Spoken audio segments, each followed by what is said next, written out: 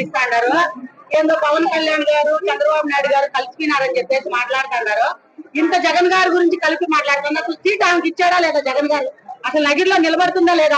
ఆమెకు అసలు పోస్ట్ వస్తుందా లేదా? కూటమి గురించి ఏం తెలిసే నాకు మాట్లాడుతుంది. కూటమి అంటే నలుగురు కలిస్తేనే ఒక సంస్థ. నలుగురు కలిసి తొక్కేస్తారని భయంతో మాట్లాడుతుందేమో తెలీదు.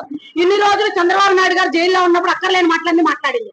ఆయన నిజాధిపరుడుగా బయటకు వచ్చినాక ఇప్పుడు పవన్ కళ్యాణ్ గారి గురించి చంద్రబాబు నాయుడు గురించి గారిని మాట్లాడతాను. మాట్లాడే అర్హత మాట్లాడేటప్పుడు తన స్థాయి ఏంటో తన స్థానం ఏంటో తెలుసుకొని రోజా గారు మాట్లాడారు. ఆమెకి పని పాట ఏమీ లేదేమో.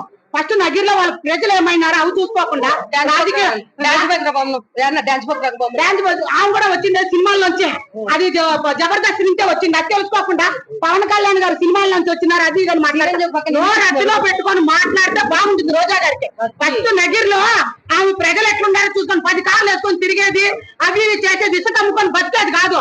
ఫస్ట్ తన కేటగిరీలు తెలుసుకొని మాట్లాడాలి. చంద్రబాబు నాయుడు గురించి కానీ పవన్ కళ్యాణ్ గురించి కానీ తెలియకుండా మాట్లాడితే నగిరి వచ్చి మళ్ళీ గుడ్డ ఊరు తీసుకొడతాం. అందరూ లేడీస్ దత్తపుత్రుడు అంటే నీకు చీర కొడతాం. నీకు అది నగిరి వచ్చి కొడతాం, ఖచ్చితంగా కొడతాం. ఆమె నోరు అత్తులో పెట్టుకొని మాట్లాడాలి. ఫోన్ చేసిన గురించి మాట్లాడింది. ఒక మహిళల గురించి మాట్లాడాలి. అసలు ఆడదేనా అట్లా మాట్లాడుతుంది. కట్టుకుని చీర మేమే కట్టుకున్నాం. మాట్లాడాల్సిన అవసరం ఏమి ఇదే ఆమెకి. ఆమె కూడా కింద నుంచి స్థాయిలోంచి వచ్చింది. ఒకప్పుడు ఆమె గతం తెలుసుకోవాలా. ఈ రోజు ఎంతో జగన్ గారు ఆమె నెత్తి ఏం పెట్టుకున్నారు? సీటు ఇస్తారా లేదా కన్ఫామ్ కాలే ఆమెకి. ఫస్ట్ అది తెలుసుకొని మాట్లాడాలా.